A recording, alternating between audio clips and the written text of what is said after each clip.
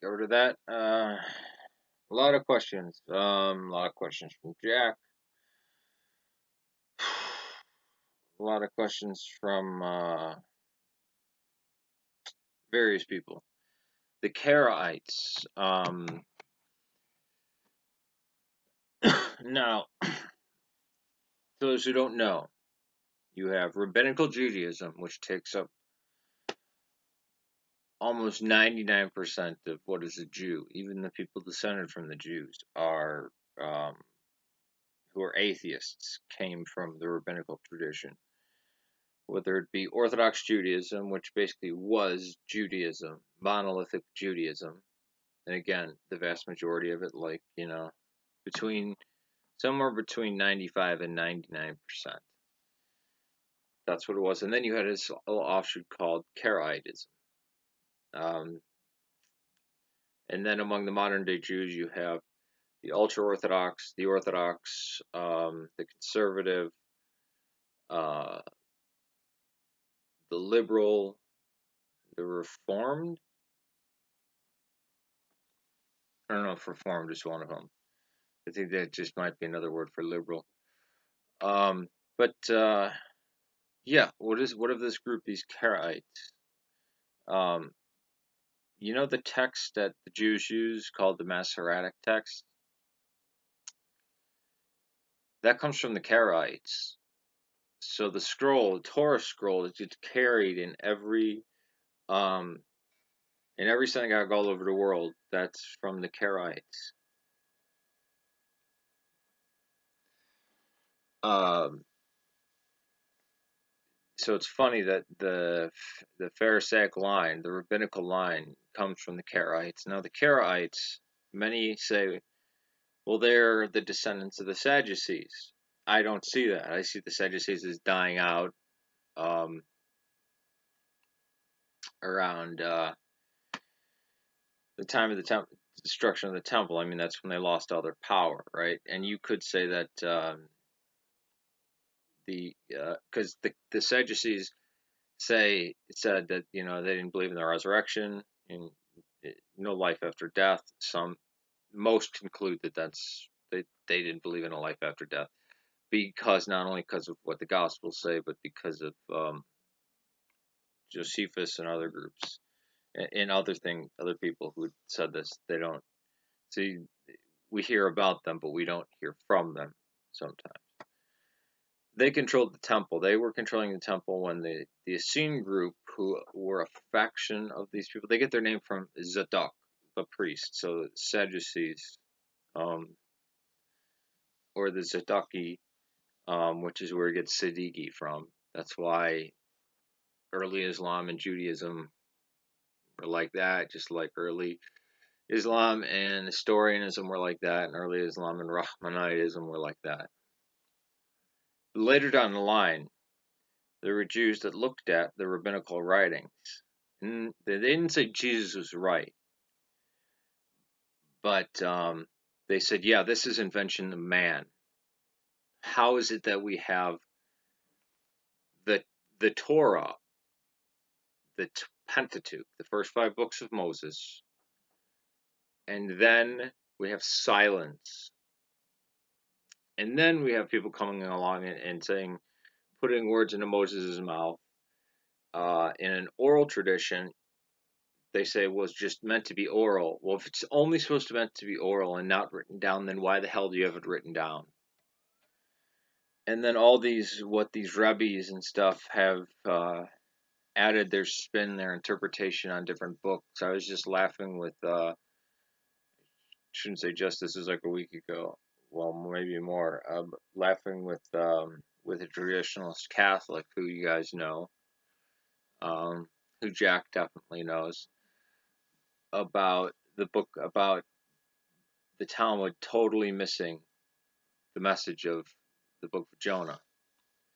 So we know that the Sadducees only accepted the Pentateuch, the first 5 books of Moses, right? We call them the first 5 books of Moses, but um, that's another story. The Karaites accept the Tanakh, which is what we would call the Old Testament, right? Or what the Protestants would call the Old Testament. Obviously, they don't have Maccabees or Second Maccabees, Third Maccabees, Wisdom, Ben Sirach, the Book of Wisdom, um, Judith, uh, um, Susanna,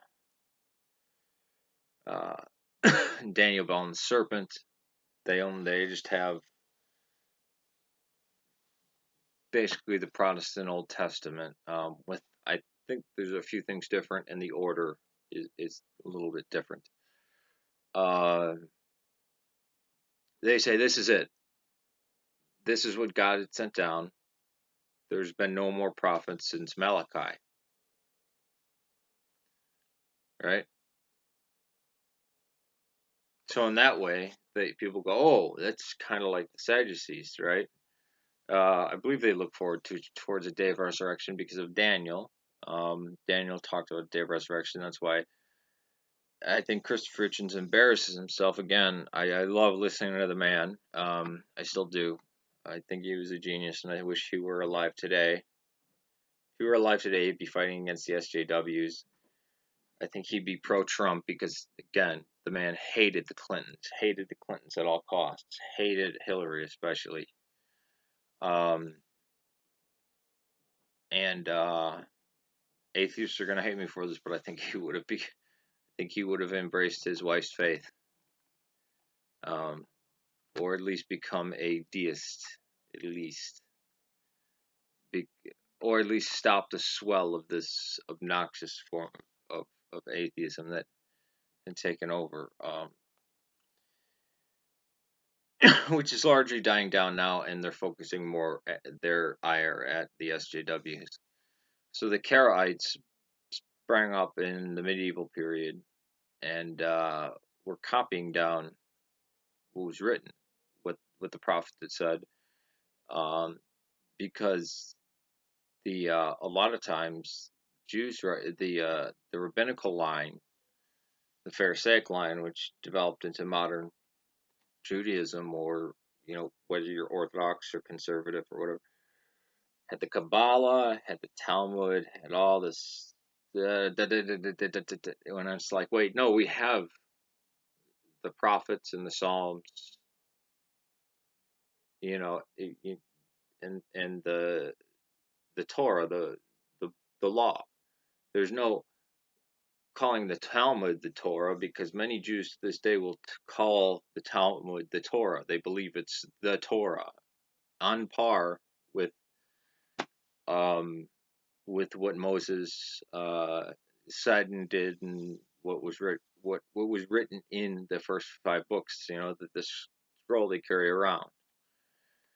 And in most cases, that gets abrogated by the Talmud. No joke, it does. I mean, where they're sacrificing animals. The Samaritans do it. The Samaritans have their own Pentateuch, right? And the difference is they have an 11th commandment, and also their Talmud, or their Pentateuch, is much, much older than the current one used by the Jews today. And which is from the Karaites. Where the Karaites get theirs, who knows? But yeah, they're a group that you can find some of them online, and they say we choose to live as Jews from what was handed down to us, and we're not adding or taking away anything. And in a way, that's what Orthodoxy is, except they have a break in their chain, right? Some might see them as Protestant form of Jews. They have a break in their lineage, you know. They came from, maybe most likely, Pharisees who said, uh, or the Jews of the rabbinical line said, wait a minute. So God said not to write this down and write all this other stuff down that's in the Pentateuch that we know, that we've practiced and all that, keep it holy, but not to write this down until about, the 1st century BC AD. So they saw right through the Talmud and the Kabbalah, um, as do Christians. Uh, so I have a lot of respect for them, and the uh, the Talmudic Jews should have are indebted to them, or else they would only have things like the Septuagint to go by, or these half-assed translations that were translations back into Hebrew from things like the Septuagint or the Targum, which again, when they would write, when they would make a copy of their Bible, right, Genesis to Kings or Genesis to Deuteronomy, they'd add in a bunch of stuff, and a lot of that apocryphal stuff that was added in, again, we see that ends up in the Torah. So they probably rose up around the time that Islam rose up. The Karaites, I take my hat off to them, figuratively and I guess physically. Here, I'll take my hat off to them.